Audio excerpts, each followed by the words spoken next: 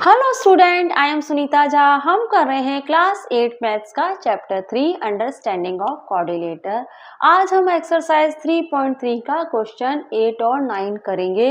तो हम स्टार्ट करते हैं हमारे क्वेश्चन 8 से। तो क्वेश्चन 8 देख लीजिए। क्वेश्चन 8 कह रहा है the following figure GUNS and RUNS are parallelogram. Find x and y length are in centimetre.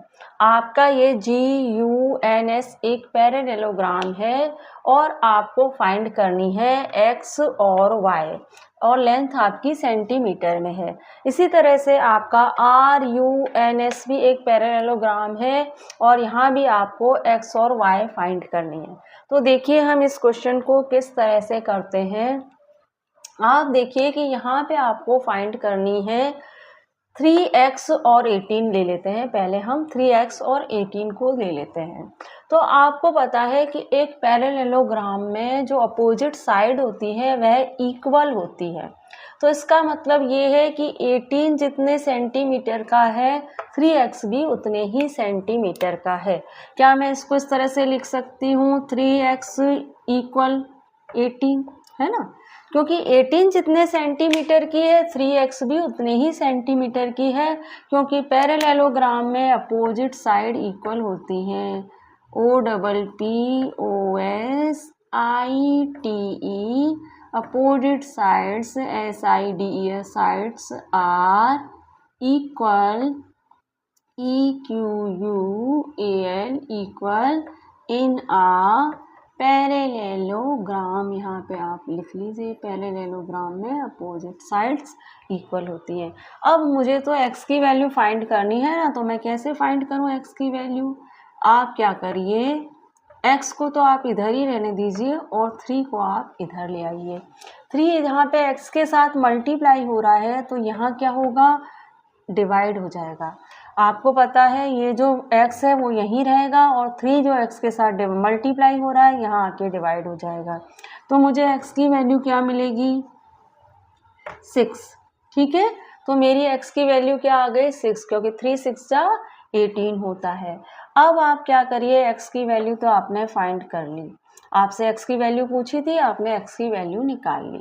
अब हम यहाँ पे क्या करेंगे, यहाँ पे हम 3y -1 और 26 और 3y -1 एक ही हैं, इक्वल है एक दूसरे के, क्योंकि एक पैरेललोग्राम में अपोजिट साइड इक्वल होती है। तो 26 और 3y -1 एक दूसरे के इक्वल हैं। तो यहाँ पे हम लिख लेते हैं OPP, थोड़ा सा इधर से लिखते हैं OPP OSIT opposite side SIDES sides are equal EQUAL equal in a opposite sides are equal, एन बदलना पड़ेगा, इन आ पैरेललोग्राम GRAM। ठीक है, एक पैरेललोग्राम में अपोजिट साइड जो होती हैं वह इक्वल होती हैं। तो आप क्या करिए, सबसे पहले ये जो नंबर है 1 इसको यहाँ ले आइए, फिर अपन 3y को सॉल्व करेंगे। तो 3y तो आप यहीं रहने दीजिए, जब इस 1 को मैं यहाँ लाऊंगी तो ये यहाँ पे माइनस का है, तो यहाँ आके इक्वल के साइड जब ये इधर आएगा, इक्वल के इस तरफ आएगा तो ये प्लस का हो जाएगा। तो 26 और 1 कितने हो गए, 27, और ये हो जाएगा 3y। ठीक है, अब ये जो 3 है ये y से हो रहा है मल्टीप्लाई, तो यहाँ होके ये हो जाएगा डिवाइड, और y की वैल्यू मुझे क्या मिलेगी, y की वैल्यू मुझे मिल जाएगी 9, है ना। इस तरह से मेरी y की वैल्यू आ जाएगी 9। तो मैंने इसके क्वेश्चन 8 के पार्ट 1 में x की वैल्यू भी मालूम कर ली जो कि 6 है, और y की वैल्यू भी मालूम कर ली जो कि 9 है। ठीक है, आप अपने आंसर को चेक करना चाहें तो इस तरह चेक भी कर सकते हैं। देखो, आप अपने आंसर को चेक करना चाहते हो कि मैंने x की वैल्यू जो 6 निकाली है वो करेक्ट है कि नहीं, तो आप चेक कर लीजिए। ठीक है, चेक कैसे करेंगे आप, 3x है, 3x में आप x की वैल्यू जो 6 निकाली है वो लिख लीजिए। कितना मिल रहा है आपको, 18 मिल रहा है, तो यहाँ पे 18 ही तो आ रहा है। इस तरह से आप चेक कर लीजिए, इसको भी चेक कर लीजिए। इसको भी आप चेक करें, कैसे चेक करेंगे आप, इसमें आप क्या करिए, आप 3y माइनस 1 है तो आपने y की वैल्यू क्या निकाली है, 9 निकाली है, -1 कर दीजिए, 27 आया -1 हुआ और आपको क्या मिल गया 26। तो ये भी 26 है और ये भी 26 निकला और ये भी 26 निकला। तो इस तरह से चेक करके भी आपने पता कर लिया कि हाँ भाई मैंने जो भी वैल्यू y की और x की निकाली है वह करेक्ट है। ठीक है, अब इसके सेकंड पार्ट को देख लीजिए। सेकंड पार्ट में क्या है, यहाँ पे देखिए कि ये जो फिगर है इसमें जो आपका दो डायगोनल है, ये पैरेललोग्राम है, इसमें दो डायगोनल हैं जो आपस में एक दूसरे को बाइसेक्ट कर रही हैं। ठीक है, अब आपको पता है कि अगर ये 20 डिग्री है, ये O पॉइंट पे बाइसेक्ट हो रही हैं, है ना, ये O पॉइंट पे बाइसेक्ट हो रही हैं, और अगर ये 20 डिग्री, ये यहाँ से यहाँ तक 20 डिग्री है तो ये भी 20 डिग्री ही होगा, है ना। अगर यहाँ से यहाँ तक 20 डिग्री है, ये यहाँ से लेके यहाँ तक 20 डिग्री है तो ये भी 20 डिग्री होगा, क्योंकि बाइसेक्ट करने का मतलब होता है कि डायगोनल आपस में एक दूसरे को इक्वल पार्ट में डिवाइड कर रही हैं। लेकिन हमें डायरेक्ट यहाँ पे 20 डिग्री तो लिखना नहीं है कि भाई ये 20 है तो ये भी 20 है, हमें तो y की वैल्यू निकालनी है। तो मैं इसको किस तरह से कर सकती हूँ, आप देखिए कि मैं इसको इस तरह से कर सकती हूँ कि 20 जो है वो इक्वल है y + 7 के। ये बात आपको समझ में आ गई, क्योंकि अगर यहाँ से यहाँ तक 20 है तो y + 7 का मतलब भी 20 है, यहाँ से यहाँ तक 20 है तो y + 7 का मतलब भी 20 ही हुआ। अब यहाँ पे मैं लिख लूँगी कि ये मैंने कैसे निकाला, in a parallelogram diagonal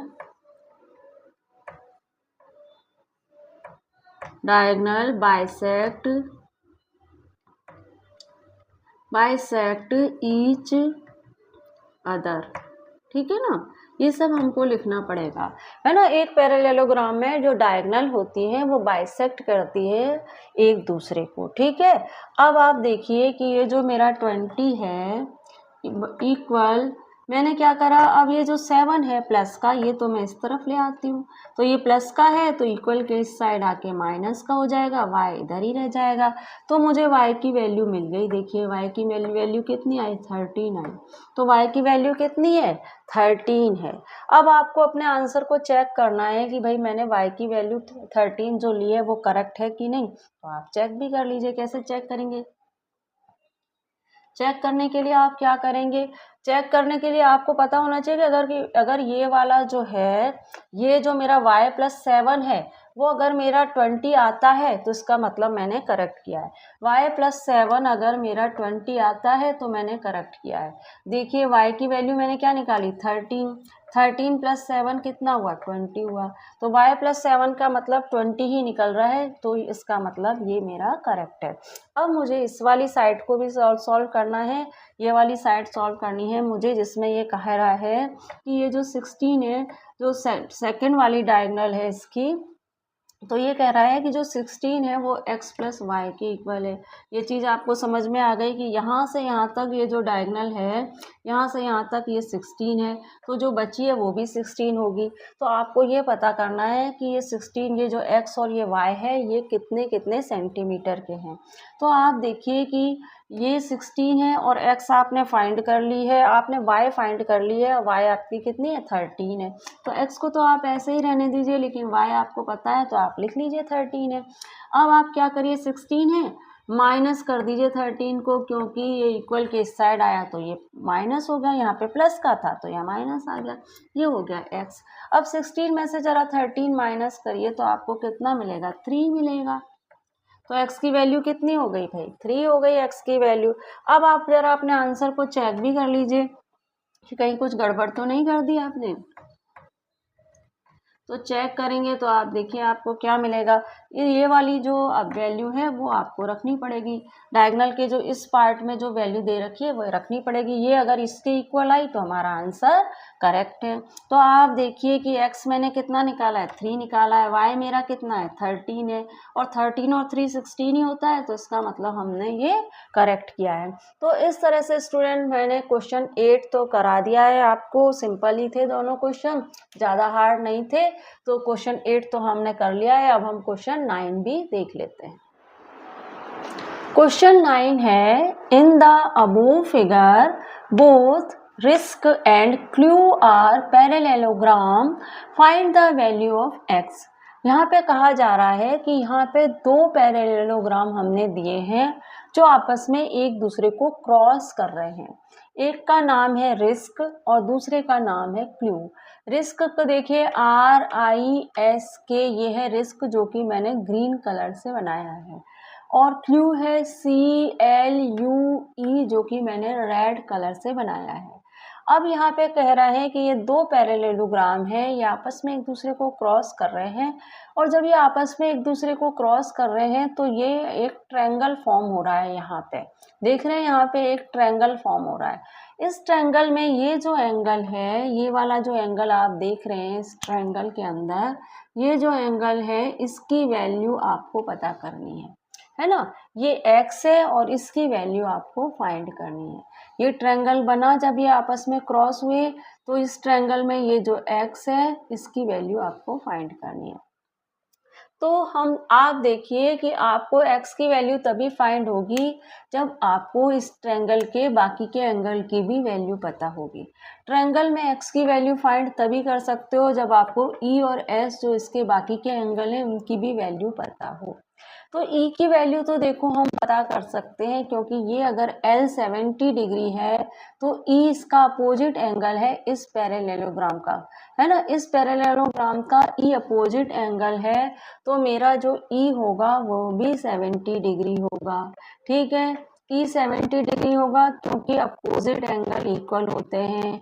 OPPOSIT opposite angle ANGLE are equal EQUAL equal in a parallelogram.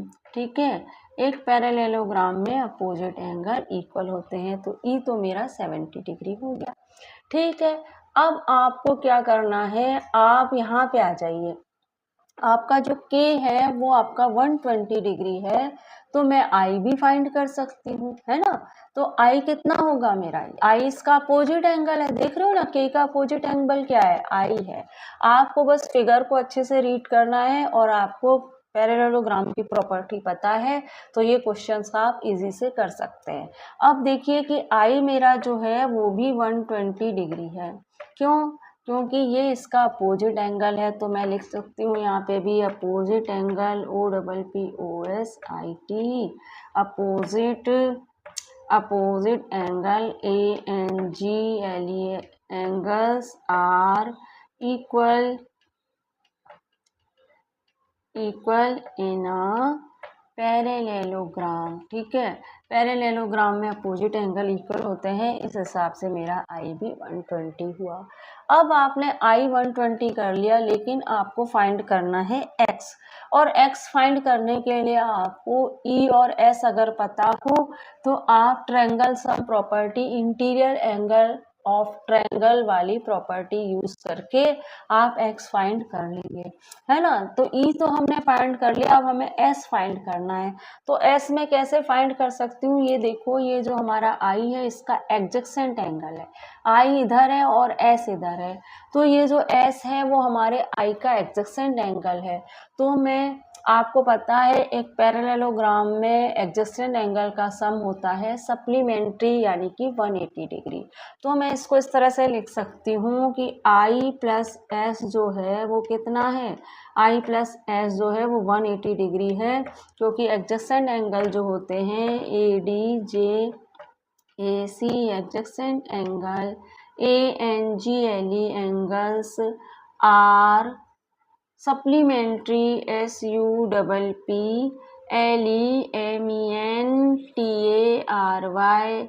In a parallelogram. ठीक है, पैरेललोग्राम में एडजेसेंट एंगल जो होते हैं वो इक्वल होते हैं।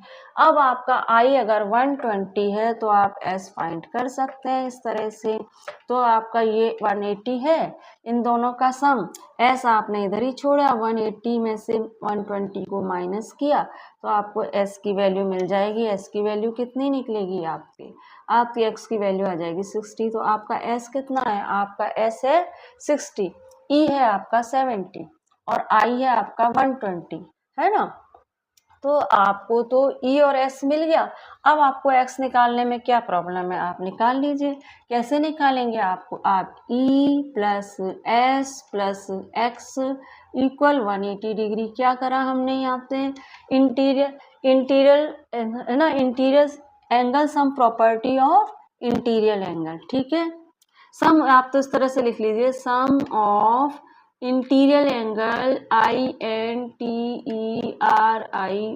Interior angle ANGLE angles of a triangle TRIANGLE triangle is sum of interior angle of a triangle is 180 degree, ठीक है ना। Interior sum of interior angle of a triangle 180 degree होता है, ठीक है। अब आप देखिए कि आपकी E जो है वो आपकी है 70 डिग्री और जो आपकी S है वो 60 डिग्री है। तो X आपको फाइंड करनी है। इन तीनों का सम क्या है, 180 डिग्री है। 70 और 60 कितना होता है आपका, क्या होता है, 7 दूनी 14, 130 होता है ना, और प्लस x कर दीजिए इक्वल 180 हो गया। x की वैल्यू क्या आएगी, 180 माइनस 130। तो x की वैल्यू आपकी कितनी आ गई, x की वैल्यू आपकी आ गई 50। तो इस तरह से आपने x की वैल्यू निकाल ली, जो कितनी आई है, 50 आई है, ठीक है। आपसे x की वैल्यू ही पूछी थी। एक बार और देख लेते हैं। यहाँ पे ये कह रहा है कि ये दो आपके पैरेललोग्राम है, एक है रिस्क और दूसरा है क्लू। ये दोनों पैरेललोग्राम आपस में एक दूसरे को क्रॉस कर रहे हैं और एक ट्रायंगल फॉर्म कर रहे हैं। इस ट्रायंगल में जो एंगल x है आपको उसकी वैल्यू मालूम करनी है। अब आप इस ट्रायंगल सम प्रॉपर्टी का यूज करके x की वैल्यू मालूम तो कर सकते हैं, लेकिन उसके लिए आपको इसके दूसरे जो दो एंगल है E और S उनकी वैल्यू पता होनी चाहिए। तो E की वैल्यू तो मैंने ऐसे पता कर ली क्योंकि इसमें अपोजिट एंगल जो होते हैं वो पैरेललोग्राम में इक्वल होते हैं। ये आपका L का अपोजिट एंगल है E, तो हमारा E हो गया 70 डिग्री। अब मैंने ये देखा कि ये K के अपोजिट एंगल I है, तो I हमारा हो गया 120 डिग्री, ठीक है। अब I का एडजेसेंट एंगल S है, तो मैंने क्या करा, एडजेसेंट एंगल होते हैं सप्लीमेंट्री एक पैरेललोग्राम में, तो I और S को प्लस किया जो है 180 डिग्री, और मैंने इस तरह से S की वैल्यू निकाल ली जो कितनी है 60 डिग्री। अब आपको S की भी वैल्यू मिल गई, E की भी वैल्यू मिल गई। अब आप इसमें X की वैल्यू निकाल सकते हैं sum of interior angle of triangle वाली प्रॉपर्टी लगा के, है ना। तो ये E आपका 70 है, S आपका 60 है, X आपको फाइंड करना है। इन तीनों का सम होता है 180 डिग्री। अब 70 और 60 हुआ 130 प्लस X इक्वल 180, तो आपने X को इधर छोड़ा, 130 को इधर लाए तो माइनस हो गया और X की वैल्यू आ गई 50। तो इस तरह से स्टूडेंट हमने एक्सरसाइज 3.3 का क्वेश्चन 8 और 9 कर लिया है। अब अगले वीडियो में मैं आपको क्वेश्चन 10 करा दूंगी। तो मिलते हैं अगले वीडियो में। Thank you for watching student.